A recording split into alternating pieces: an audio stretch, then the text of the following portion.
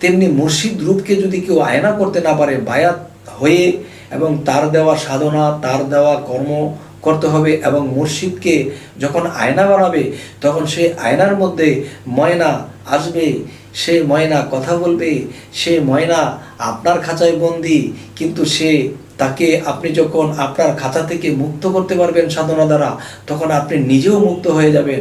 তখন কি হবে? তখনই দেখবেন যে সে আর আপনি, আপনি আর সে দুয়ে মিললে একাকার।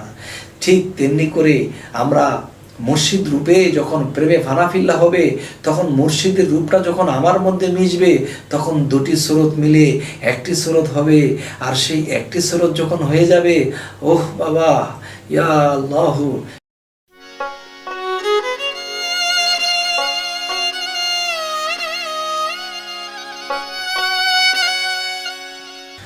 হে জগতবাসী, আমি শামীম আলী চিশতি আপনাদের সামনে আজকে একটি আলোচনা নিয়ে হাজির হইলাম।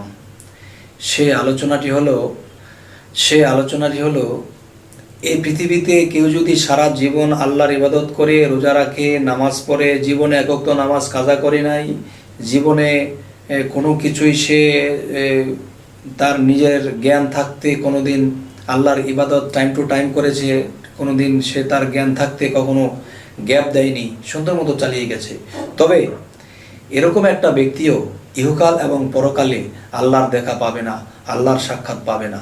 আল্লাহর দেখা পাবে না এই কারণেই যে দেখেন, এই পৃথিবীতে যে কেউ যদি আল্লাহর ছোট 7 বছর বয়স থেকে নামাজ পড়তে পড়তে 40 বছর 50 বছর কাটাইয়া দিলেন, কিন্তু কখনো আল্লাহর সাক্ষাৎ পাননি, তবে এই ব্যক্তিটি ইহকাল এবং পরকালেও আল্লাহর সাক্ষাৎ পাবেন না। কেন পাবেন না? যে একটা কথা আছে যে প্রকাশ্যে মানব ছবি গুপ্ত নিরঞ্জন, প্রকাশ্যে মানব ছবি গুপ্ত নিরঞ্জন। যেমন প্রকাশ্যে একটা জিনিস বুঝতে হবে যে আমার ঘরে একটি আয়না আছে, তখন সে আয়নার দিকে যখন আমি তাকাইছি তখন কিন্তু আমার নিজের চেহারাটা দেখা গেছে। এখন দেখা গেছে যে আয়নার পিছনে কোনো পায়রা বা রং দেওয়া নেই, যার ফলে আমার ছবিটা দেখা যায় না। তখন কি হয়? সে আয়নার পিছনে পায়রা কিংবা রংটা দিলে পরে আমার ছবিটা ভেসে ওঠে। তাহলে দেখা যায় যে প্রকাশ্যে মানব ছবি গুপ্ত নিরঞ্জন। গুপ্ত নিরঞ্জন মানুষের মধ্যে গোপনে বাস করে, আর তাকে দেখতে হলে আয়নার প্রয়োজন। সে আয়নাটি কি? সে আয়নাটি হলো মুর্শিদ। যখন আমি মুর্শিদকে দেখব, মুর্শিদকে ভালোবাসবো, মুর্শিদের দিকে তাকাবো, তখন আমি যখন প্রেমের নজরে তাকে তাকাবো, তখন কি হবে? তখন তাকে দেখে চোখের পানি ঝরবে। তখন তাকে আমি ভক্তির সাথে ভক্তি দিয়ে বাড়িতে চলে গেলাম, ভিতরে জিকির রাখলাম। তখন কি হয়? তখন দেখা যায় সেই মানুষটি যখন প্রেমে ফানাফিল্লা হয়, যে প্রেমের মানুষ বলে তারে এই পিঞ্জর হতে ছেড়ে গিয়া ঘুরে আবার আসতে পারে, এই দমের কোঠায় চাবি দিয়া হাস্তিকে নেস্তি করিয়া ফানাফিল্লার হালে গিয়া শ্রীকলা নগরে পরম বন্ধুর হবে দেখা বর্জক শহরে, এই মরা হইয়া দর্শে যেজন লাগ পাইয়াছে অধরারে, এবার সুলতান নাসিরা মোকামে জলি এবং খফি দুয়ের শনে গেলে দেখতে পাবে ধ্যানে মুর্শিদকে নজরে, আপনাকে হারাইলে পাওয়া যায় মাসুকেরে, এবার মুর্শিদ রূপ মিশিলে পরে তারে দেখিতে পারে, আরশিতে ছবির মতো নিরঞ্জন কয় তারে। হে জগতবাসী, যদি আমাকে দেখতে হয় তাহলে আয়নার প্রয়োজন। তাহলে পীর মুর্শিদ ভক্তের আয়না যেজন নিজকে দেখেছে। হে জগতবাসী, সারা জীবন ইবাদত করতে করতে করতে করতে মরতে মরতে একদিন মরে যাব, কিন্তু কখনো আল্লাহকে দেখার নসিব হবে না। তখনই কি করতে হবে? এই জন্য আল্লাহ যুগে যুগে নবী রাসূলদেরকে পাঠাইছে। সেই নবী রাসূলদের কাছে অনেক মানুষ মুরিদ হইছে, বায়াত গ্রহণ করছে। তখন নবুয়াত যখন খতম হয়ে গেল, এখন আল্লাহ বেলায়েত চালু করে দিলেন, আর সে বেলায়েতের মধ্যে পীর আউলিয়ারা থাকবে। একজন পীরের স্রোত যখন একজন ভক্তে ধ্যানের সাথে আনবে এবং তাকে ভেবে যখন চোখের পানি ফেলাবে, প্রেমে ফানাফিল্লা হবে, আর সেই ফানাফিল্লার দেশ থেকে তখন সেই ফানাফিল্লার দেশ থেকে ঢেউয়ের তালে তখন সেই রূপটা ভেসে উঠবে। হে জগতবাসী, আজকের উদ্দেশ্য এটাই যে এই পৃথিবীতে কেউ যদি সারা জীবন আল্লাহর ইবাদত করে এবং মুর্শিদ না ধরে, তখন কখনো সে আল্লাহর অস্তিত্ব, আল্লাহর রূপস্বরূপ দেখতে পাবে না। কেন দেখতে পারবে না? কারণ আমি একটা উদাহরণ দিলাম যে আয়না যদি সামনে না থাকে তাহলে আমার নিজের স্বরূপ যেরকম কখনোই দেখা যাবে না, তেমনি মুর্শিদ রূপকে যদি কেউ আয়না করতে না পারে, বায়াত হয়ে এবং তার দেওয়া সাধনা, তার দেওয়া কর্ম করতে হবে, এবং মুর্শিদকে যখন আয়না বানাবে তখন সেই আয়নার মধ্যে ময়না আসবে, সে ময়না কথা বলবে, সে ময়না আপনার খাঁচায় বন্দি, কিন্তু তাকে আপনি যখন আপনার খাঁচা থেকে মুক্ত করতে পারবেন সাধনা দ্বারা, তখন আপনি নিজেও মুক্ত হয়ে যাবেন। তখন কি হবে? তখনই দেখবেন যে সে আর আপনি, আপনি আর সে দুয়ে মিললে একাকার। ঠিক তেমনি করে আমরা মুর্শিদ রূপে যখন প্রেমে ফানাফিল্লা হবে, তখন মুর্শিদের রূপটা যখন আমার মধ্যে মিশবে, তখন দুটি স্রোত মিলে একটি স্রোত হবে। আর সেই একটি স্রোত যখন হয়ে যাবে, ওহ বাবা, ইয়া আল্লাহু ইয়া আল্লাহু ইয়া আল্লাহু ইয়া আল্লাহু। আজ আমার এই কথাগুলো একটু গভীর দেশের লোকেদের জন্যই প্রযোজ্য বেশি হবে। কারণ সাধারণ যারা আছে, যারা গুরু মুর্শিদকে পছন্দ করেন না, যারা গুরু মুর্শিদের কথা শুনতে পারেন না, তারা মূলত কোরআন বোঝেন না। তারা কোরআন যদি পড়তো তাহলে কোরআনের মধ্যে পাইতো যে গুরু মুর্শিদের কথা আল্লাহ বারবার বলেছেন, এবং এই কথাটাও আল্লাহ একটি আয়াতে বলেছেন, আমি যাকে পথ দান করি, সুপথ দান করি, সে কখনো পথভ্রষ্ট হবে না, আর যাকে আমি পথ দান না করি সে কখনো সুপথ পাবে না।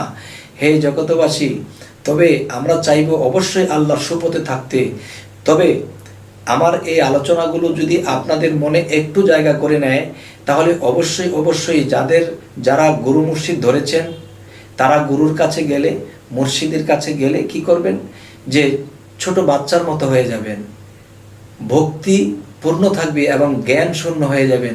যদি জ্ঞান থাকে, দুটা কথা জানতে চাওয়ার জন্য বলবেন, জানার দরকার হবে না বাবা। যখন আপনি ভক্তির দেশে থাকবেন, তখন কি হবে? আপনার মাথাটা যখন নিচের দিকে যাবে, তখন গুরুর মাথাটা যখন উপর দিকে থাকবে, তখন একটা উদাহরণ হলো, একটা খালি কলসি আর একটা ভরা কলসি। এখন দুটো কলসি যদি সমানে রাখা হয়, তাহলে এই কলস থেকে এই কলসে কখনো পানি আসবে না। আর যখন একটা কলস খালি থাকে আর একটা ভরা থাকে, তখন একটা কলস যখন নিচে থাকে, তখন আরেকটা কলস কাত করলে সেই নিচের কলসে যাবে। ঠিক কেউ যদি গুরুকে অন্তরের অন্তঃস্থল থেকে ভক্তি দিতে পারে, তখন গুরুর যে ভিতরের যে কিছু আল্লাহর পাওয়ার, আল্লাহর যে কিছু কঠিনভাবে কিছু কামাই করা হৃদয়ের ভালোবাসা বা কিছু আধ্যাত্মিক শক্তি, রুহানিয়াত জগতের শক্তি, সেগুলো কিছুটা ভক্তের মধ্যে সেখানে গমন করবে, সেখানে প্রবেশ করবে। তখন কি হবে? তখন ভক্তের মধ্যে তখন আরো প্রেমে ফানাফিল্লা আসবে। তখন সেই ভক্ত আস্তে আস্তে উপরের দিকে উঠবে। এমন হয়তো আস্তে আস্তে দেখা যায় সে ভক্তটি আল্লাহর দেখা পেয়ে যাবে। কেননা ভক্তির মাধ্যমে মুক্তি লুকানো আছে। যত হবে ভক্তি, ততই তার প্রেমের শক্তি, এরপরে আল্লাহ তার ভাব করে দেবে মুক্তি। এই আত্মার মুক্তির জন্য এই পৃথিবীতে কত মানুষ ঘুরতেছে, পায় না, কত সাধনা করছে, পায় না। যখন সেই ভক্তি গুরুর চরণে দিয়ে দিয়েছে যে হে গুরু, আপনি তো গুরু নয়, হে গুরু আপনি তো শুধু পীর নয়, আমি আপনাকে পীর গুরু হিসাবে মানি না, আমি মানি আমার রাসূল আমার সামনে আছে। আর আমার রাসূল নয়, আমি মনে করছি আমার খোদা আমার সামনে আছে। হে জগতবাসী, শরীয়তের কোনো লোক যদি আমার এই ভিডিওটি দেখেন, তারা হয়তো বুঝবেন না, তারা মনে মনে খিতখিত করবেন। আসলে আমার এই কথাগুলো কোরআন ও হাদিস দিয়ে আমি প্রমাণ করে দেব যে দেখেন, এই প্রেমের মানুষ বলে তারে এই পিঞ্জর হতে ছেড়ে গিয়া ঘুরে আবার আসতে পারে। দমের কোটায় চাবি দিয়া হাস্তিকে নেস্তি করিয়া ফানাফিল্লার হালে গিয়া শ্রীকলা নগরে পরম বন্ধুর হবে দেখা বর্জক শহরে। এই মরা হইয়া ধরছে যে যেমন লাগ পাইয়াছে অধরারে। এবার সুলতান নাসিরা মোকামে জলি এবং খফি দুয়ের শোনে গেলে দেখতে পাবে ধ্যানে মুর্শিদকে নজরে। আপনাকে হারাইলে পাওয়া যায় মাসুকেরে। এবার মুর্শিদ রূপ মিছিলে পরে তারে দেখিতে পারে আরশিতে ছবির মতো নিরঞ্জন কই তারে। হে জগতবাসী, জানি না আমার এই কথাগুলো কার অন্তরে গিতবে, আর জানি না এই কথাগুলো কারো মনের মধ্যে হেডের সৃষ্টি করবে বা আমার প্রতি ঘৃণার সৃষ্টি হবে। তবে আশা করব যদি কারো এই কথাগুলো ভালো লাগে তাহলে আমাদের এই চ্যানেলের কথাগুলো পেতে আপনারা সাবস্ক্রাইব করে রাখুন, আরও কথাগুলো পেয়ে যাবেন। আর যদি কারো খারাপ লাগে তাহলে আমাকে কমেন্টে জানাবেন আপনার এই কথাগুলো আমার ভালো লাগেনি। আমার ফোন নাম্বারটি দেওয়া আছে স্ক্রিনে, আমাকে যোগাযোগ করে বলবেন আপনার এই কথাটি ভালো লাগেনি।